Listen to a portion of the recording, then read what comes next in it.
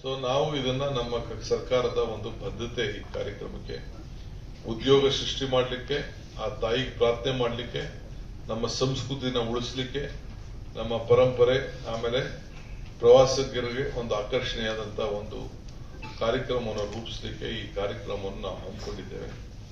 So ಇದು ಎಲ್ಲರೂ ಕೂಡ ಕೆಲವರು ಒಮ್ಮತದ ಬೆಂಬಲವನ್ನ ವ್ಯಕ್ತಪಡಿಸಿದ್ದಾರೆ. ಅನೇಕ ಜನಪ್ರತಿನಿಧಿಗಳು, ಸ್ಥಳೀಯ ಪ್ರತಿನಿಧಿಗಳೆಲ್ಲ ಬೇಕಾದಷ್ಟು ಜನ ಎಲ್ಲ ಅವರ ಬೆಂಬಲವನ್ನ ಒಳ್ಳೆ ಕೆಲಸ ಮಾಡ್ತಾ ಇದ್ದೀರಿ ಅಂತ ಸೂಚಿಸಿದ್ದಾರೆ. ಕೆಲವರು ತಪ್ಪು ಗ್ರಹಿತ ಇಟ್ಕೊಂಡು ಅವ್ರದೇ ಆದಂತಹ ಕೆಲವು ಸ್ವಾಭಿಮಾನದ ಪ್ರಶ್ನೆ ಇರ್ತದೆ. ಅದಕ್ಕೆ ಅವ್ರಿಗೂ ಕೂಡ ಗೌರವ ಕೊಡೋಣ, ಅವ್ರನ್ನೂ ಕರೆದು ಇನ್ನೊಂದ್ಸತಿ ಮಾತಾಡೋದಕ್ಕೆ ಪ್ರಯತ್ನ ಮಾಡ್ತೀವಿ. ಬಟ್ ಇದು ಮುಂದುವರಿತದೆ. ಈ ಕೆಲಸಕ್ಕೆ ಎಲ್ಲರೂ ಸಹಕಾರ ಕೊಡಬೇಕು. ಈ ಹಿನ್ನೆಲೆಯಲ್ಲಿ ಇವತ್ತು ಪವರ್ ಪಾಯಿಂಟ್ ಪ್ರೆಸೆಂಟೇಷನ್ ನಮ್ಮ ಧಾರ್ಮಿಕ ಇಲಾಖೆಯವರು ಏನ್ ಮಾಡಿದ್ದಾರೆ, ಕನ್ನಡ ಕಲ್ಚರ್ ಏನ್ ಮಾಡಿದ್ದಾರೆ, ನಮ್ಮ ಲೈಟಿಂಗ್ ಅವ್ರು ಏನ್ ಮಾಡಿದ್ದಾರೆ, ನಾನು ಅದೆಲ್ಲ ಕೂಡ ಎಲ್ಲ ಕೇಳಿದ್ದೇನೆ. ಸೊ ಎಲ್ಲ ನೋಡಿದ್ರೆ ಬಹಳ ಚೆನ್ನಾಗಿದೆ. ಒಂದೆರಡು ದಿನದಲ್ಲೇ ಯಾವ ರೀತಿ ರೂಪ ಇರ್ತದೆ ಅನ್ನೋದನ್ನ ನಿಮ್ಗೂ ಕೂಡ ನಾನು ರಿಲೀಸ್ ಮಾಡೋನಿದ್ದೇನೆ. ಅದನ್ನೆಲ್ಲ ಕಂಪ್ಲೀಟ್ ಮೀಡಿಯಾ ಕೂಡ ಸಾರ್ವಜನಿಕರ ಗಮನಕ್ಕೂ ಬರಬೇಕು ಅಂತೇಳಿ ಮಾಡೋರಿದ್ದೇವೆ. ಸೊ ಅದಕ್ಕೆಲ್ಲ ಕೂಡ ನಮ್ಮ ಕೆಲಸನ ನಾವು ಮುಂದುವರಿಸ್ತೇವೆ. ಈ ವಿಚಾರವನ್ನ ತಮಗೂ ಕೂಡ ನಾನು ತಿಳಿಸಿ ಸಾರ್ವಜನಿಕರು ಸಹಕಾರ ಅಪೇಕ್ಷೆಯನ್ನ ಮಾಡ್ತಾ ಇದ್ದೇನೆ. ಅವ್ರಿಗೆ ಏನಾದ್ರು ಡ್ಯಾಮ್ಗೆ ಏನಾದ್ರು ತೊಂದರೆ ಆಗ್ಬೋದು ಅನ್ನೋ ಒಂದು ಆತಂಕ ಇದೆ ಅಷ್ಟೇ. ನಾವು ಡ್ಯಾಮ್ ಇಂದ ಬಹಳ ದೂರ ಇದೆ ಕೆಳಗಡೆ.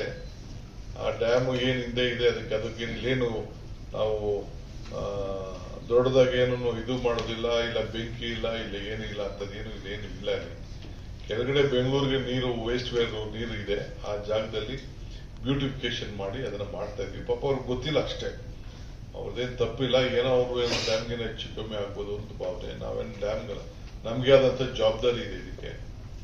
ಇದು ಬರೀ ಆ ತಾಯಿಗೆ, ಆ ನೀರಿಗೆ ಪ್ರಾರ್ಥನೆ ಮಾಡೋಂಥ ಕೆಲಸನೇ ಹೊರತು ಇದು ಬೇರೆ ಇನ್ನೇನು ಇಲ್ಲ. ಇಲ್ಲಿ ಸ್ವಲ್ಪ ಸಾಂಸ್ಕೃತಿಕ ಒಂದು ಅರ್ಧ ಗಂಟೆ ಸಾಂಸ್ಕೃತಿಕ ಕೊಡಗೂರ್ನ ಅವರ ಸಂಸ್ಕೃತಿನೂ ಅಲ್ಲಿಗೆ ಸೇರಿಸ್ತೀವಿ, ಮಂಗಳೂರು ಸಂಸ್ಕೃತಿನೂ ಸೇರಿಸ್ತೀವಿ, ಮೈಸೂರು ಮಂಡ್ಯ ಸಂಸ್ಕೃತಿನೂ ಸೇರಿಸ್ತೀವಿ. ನಾನು ಹೇಳಿದ್ದೇನೆ, ಸುಮಾರು 1,500ರಿಂದ 2,000 ಜನಕ್ಕೆ ಉದ್ಯೋಗ ಸಿಗ್ತದೆ, ಖಾಸಗಿ ಉದ್ಯೋಗಗಳು ಸಿಗ್ತದೆ. ಇದು ಡೈರೆಕ್ಟ್ ಆಗಿ, ಇಂಡೈರೆಕ್ಟ್ ಆಗಿ ಎಷ್ಟು ಬೇಕಾದ್ರೂ ಆಗ್ಬೋದು. ಎಲ್ಲ ಬರೀ ಮಂಡ್ಯ ಮೈಸೂರವ್ರನ್ನೇ ನೀವು ಆಯ್ಕೆ ಮಾಡಬೇಕು, ಅದಕ್ಕೆಲ್ಲ ಮಾಡಬೇಕು. ಬೆಂಗಳೂರಿಂದ ಯಾರಿಗೂ ಅವಕಾಶ ಕೊಡಬೇಕು. ಆಮೇಲೆ ಸ್ಥಳೀಯ ಕಲಾವಿದರು ಕೂಡ, ಪುರೋಹಿತರು ಕಲಾವಿದರು ಒಂದು 500 ಜನ ಆಗ್ತಾರೆ.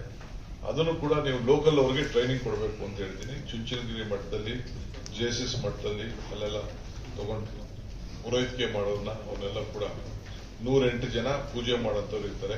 ಸುಮಾರು 300ಕ್ಕೂ ಹೆಚ್ಚು ಜನ ಕಲಾವಿದರು ಅವರ ಇತಿಹಾಸವನ್ನ ಮತ್ತು ಕೊಡಗಿನ ಪರಂಪರೆ, ತಮಿಳುನಾಡು ಪರಂಪರೆ, ಕೇರಳ ಪರಂಪರೆ, ಕರ್ನಾಟಕದ ಪರಂಪರೆ ಇವೆಲ್ಲ ಕೂಡ ಮಹದೇಶ್ವರನ ಬೆಟ್ಟದಿಂದ ಹಿಡಿದು ಕೊನೆಗೆ ಕಾವೇರಿ ಸಂಗಮದಲ್ಲಿ ಮುಳುಗೋವರೆಗೂ, ಸಮುದ್ರ ಸೇರೋವರೆಗೂ ಎಲ್ಲೆಲ್ಲಿ ಉಪಯೋಗ ಆಗ್ತದೆ ಅದನ್ನೆಲ್ಲ ಕೂಡ ಒಳಗಡಿಸಬೇಕು ಆ ಕಲ್ಚರ್ನ ಹೇಳಿ ನಾನು ಅವ್ರಿಗೆ ಮಾರ್ಗದರ್ಶನ ಕೊಟ್ಟಿದ್ದೀನಿ. ಆ ದೃಷ್ಟಿಯಲ್ಲಿ ಅವರೆಲ್ಲ ಕೂಡ ಆಯ್ತು. ಕುಮಾರಣ್ಣನೇ ನಮ್ಗೆ ಇದನ್ನ ಡಿಸ್ನಿಲ್ಯಾಂಡ್ ಮಾಡಬೇಕು ಅಂತ ಹೇಳಿ ಅವರನ್ನು ಹೇಳಿದ್ರು. ಡಿಸ್ನಿಲ್ಯಾಂಡ್ ಕುಮಾರಣ್ಣನೇ ಹೇಳಿದ್ರು. ಜಿಲ್ಲಾ ಸಂಸದರ ಸಪೋರ್ಟ್ ಇದೆ, ಒಪ್ಪಿಗೆ ಸರ್. ಈ ಯಾರ್ದು ಒಪ್ಪಿಗೆ ಸರ್? ಯಾರ್ದು ಹೇಳಿ? ಒಂದ್ ಪಾರ್ಟಿ ಒಂದ್ ಕಡೆ ಇರ್ತದೆ. ನೀನ್ ಚೆನ್ನಾಗಿ ಬೆಳಿತೀಯ ಅಂತ ಅಂದ್ರೆ ನಿನ್ ಮೇಲೆ ಬಗ್ಗೆ ಒಂದು ಅಪಸ್ವರ ಇದ್ದೇ ಇರ್ತದೆ. ಅದಕ್ಕೆಲ್ಲ ತಲೆ ಕೆಡಿಸ್ಕೊಳ್ಕಾಗ್ತದೆ. ಯಾತ್ರಿಗಳು ಎಷ್ಟು ಲಕ್ಷ ಬರ್ಬೋದ ನಿರೀಕ್ಷೆ ಇದೆ ಸರ್? ನಾವು ಒಂದು 10,000 ಜನ ಸೀಟಿಂಗ್ ಅರೇಂಜ್ಮೆಂಟ್ ಮಾಡಿದೀವಿ. ಡೈಲಿ ವಾರಕ್ಕೆ 3 ದಿನ ಮಾಡಬೇಕು ಅಂತ ಸದ್ಯಕ್ಕೆ ಯೋಚನೆ ಮಾಡಿದೀವಿ. ವಾರಕ್ಕೆ ದಸರಾ ಒಂದು ತಿಂಗಳು ಕಂಪ್ಲೀಟ್ ನಡೀತದೆ. ಸೊ ಯಾರು ಬೇಕಾದ್ರೂ ಬರ್ಬೋದು. ಒಂದ್ ಪಾರ್ಟ್ ಸ್ವಲ್ಪ ಟಿಕೆಟ್ ಇಡ್ತೀವಿ, ಒಂದ್ ಪಾರ್ಟ್ ಫ್ರೀ ಇಡ್ತೀವಿ. 70% ಫ್ರೀ ಇರ್ತದೆ, ಒಂದ್ 30% ಸ್ವಲ್ಪ ಟಿಕೆಟ್ ಇರ್ತದೆ. ಸಾರಿಗೆ ಟ್ರಾನ್ಸ್ಪೋರ್ಟ್ಗೆಲ್ಲ ವ್ಯವಸ್ಥೆ, ಜಾಗ ಎಲ್ಲ ಕರೆಕ್ಟ್ ಎಲ್ಲ ಮಾಡಿದ್ವಿ. ಒಂದು 70-80 ಎಕರೆನ ಪಾರ್ಕಿಂಗ್ ಇಡಕ್ಕೆ, ಅಲ್ಲಿಂದ ಬಸ್ಗಳಲ್ಲಿ ಹೊಡಿಲಿಕ್ಕೆ 1 ಕಿಲೋಮೀಟರ್ ದೂರದಲ್ಲಿ ಅದಕ್ಕೆಲ್ಲ ವ್ಯವಸ್ಥೆಯನ್ನು ನಾವು ಮಾಡಿದ್ವಿ. ಅದಕ್ಕೆಲ್ಲ ಮಾಡ್ಕೊಂಡಿದ್ದಾರೆ ಅವರೆಲ್ಲ. ನಮ್ಮ ಜಿಲ್ಲಾಧಿಕಾರಿಗಳು, ಪೊಲೀಸವರು ಅವರೆಲ್ಲ ಸೇರಿ ಮಾಡ್ತಾರೆ. ಆಮೇಲೆ ರೋಡ್ಗಳನ್ನೆಲ್ಲ ಸ್ವಲ್ಪ ಅಪ್ಗ್ರೇಡ್ ಮಾಡ್ತೀವಿ. ಕನೆಕ್ಟಿವಿಟಿ ರೋಡ್ಗಳೆಲ್ಲ ಅಪ್ಗ್ರೇಡ್ ಮಾಡ್ತೀವಿ. ಇದು ಅನುಕೂಲ ಆಗಲಿ. ವ್ಯಾಪಾರ ವಹಿವಾಟು, ಓಟುಗಳು, ಪ್ರವಾಸಿ ಸ್ಥಾನ ಅಂತ ಅಂದ್ಮೇಲೆ ಸ್ವಲ್ಪ ಅದಕ್ಕೇನೋ ಒಂದು ಅವಕಾಶ ಮಾಡ್ತೀವಿ. ನಂಬರ್ 1 ಎರಡನೇ ವಿಚಾರ ತಮ್ಗೆ ಇವತ್ತು ನಾನು ತಿಳಿಸೋದು ಒಂದು ಮೇಜರ್ ವಿಚಾರ. ಇದಾದ್ಮೇಲೆ ಮೀಟಿಂಗ್, ನಿನ್ನೆ ನಾನೊಂದು ಮೀಟಿಂಗ್ ಮಾಡಿದೆ ಮೊನ್ನೆ. ಏನಾಗಿದೆ ಅಂತಂದ್ರೆ ಸುಪ್ರೀಂ ಕೋರ್ಟ್ ಅಲ್ಲಿ ಒಂದು ಜಜ್ಮೆಂಟ್ ಬಂದಿದೆ. ಏನಂದ್ರೆ ಯಾರು ಪ್ಲಾನ್ ಸ್ಯಾಂಕ್ಷನ್ ಇಲ್ಲದೆ, ಆಕ್ಯುಪೆನ್ಸಿ ಸರ್ಟಿಫಿಕೇಟ್ ಇಲ್ಲದೆ ಯಾರಿಗೂ ಕೂಡ ಕರೆಂಟ್ ಕೊಡಬಾರ್ದು, ನೀರು ಕೊಡಬಾರ್ದು ಅನ್ನೋದು ಒಂದು ಆದೇಶ ಬಂದಿದೆ ಇಡೀ ರಾಜ್ಯಕ್ಕೆ. ಇದು ನಮ್ಮ ಕರ್ನಾಟಕಕ್ಕೆ ಮಾತ್ರ ಅಲ್ಲ, ಇಡೀ ದೇಶಕ್ಕೆ ಇದು ಸುಪ್ರೀಂ ಕೋರ್ಟ್ ಜಜ್ಮೆಂಟ್ ಬಂದಿದೆ. ಅದು KRC ಅವರು ನಮ್ಮ ಚೀಫ್ ಸೆಕ್ರೆಟರಿ ಪದವರೇ, ಚೀಫ್ ಸೆಕ್ರೆಟರಿ ನಮ್ಮ ಎಲ್ಲ ಇಲಾಖೆಗಳಿಗೂ ಕಳಿಸ್ಕೊಟ್ಟಿದ್ದಾರೆ. ಸೊ RDPR ಅವ್ರಿಗೂ ತೊಂದರೆ ಆಗ್ತಾ ಇದೆ, ನಮ್ಮ ಅರ್ಬನ್ ಡೆವಲಪ್ಮೆಂಟ್ಗೂ ತೊಂದರೆ ಆಗ್ತದೆ, ಬೆಂಗಳೂರಿಗೂ ತೊಂದರೆ ಆಗ್ತದೆ, ಪಬ್ಲಿಕ್ ತೊಂದರೆ ಆಗ್ತದೆ.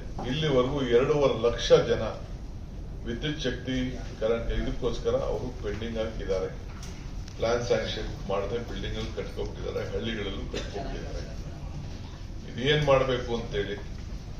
ಸೊ ನಾನು ಕಾನೂನು ತಜ್ಞರ ಹತ್ರ ಕೂಡ ನಾನು ಇದ್ರ ಬಗ್ಗೆ ಮಾತಾಡಿದ್ದೇನೆ, ಅವ್ರಿಗೂ ಮಾತಾಡ್ತಾ ಇದ್ದೀನಿ. ಅವ್ರಿಗೂ ಕೂಡ ನೀವು ಸಲಹೆ ಕೊಡಬೇಕು, ಯಾವ ರೀತಿ ಸಾರ್ವಜನಿಕರಿಗೆ ಸಹಾಯ ಮಾಡಬೇಕು ಅಂತ. ನಾನು ಮೇಜರ್ ರಿಕ್ವೆಸ್ಟ್ ಮಾಡೋದು, ದಯವಿಟ್ಟು ಪ್ರಾರ್ಥನೆ ಮಾಡ್ತಾ ಇದ್ದೀನಿ ರಾಜ್ಯದ ಜನತೆಗೆ, ಪ್ಲಾನ್ ಸ್ಯಾಂಕ್ಷನ್ ಇಲ್ಲದೆ ಯಾರು ಮನೆ ಕಟ್ಕೊಳಕ್ ಹೋಗ್ಬೇಡಿ. ಪಂಚಾಯತಿ ಇರ್ಬೋದು, ಮುನ್ಸಿಪಾಲಿಟಿ ಇರ್ಬೋದು, ಕಾರ್ಪೊರೇಷನ್ ಇರ್ಬೋದು, ಎಲ್ಲೇ ಆಗಲಿ ಇದು ಬಹಳ ಕಷ್ಟ.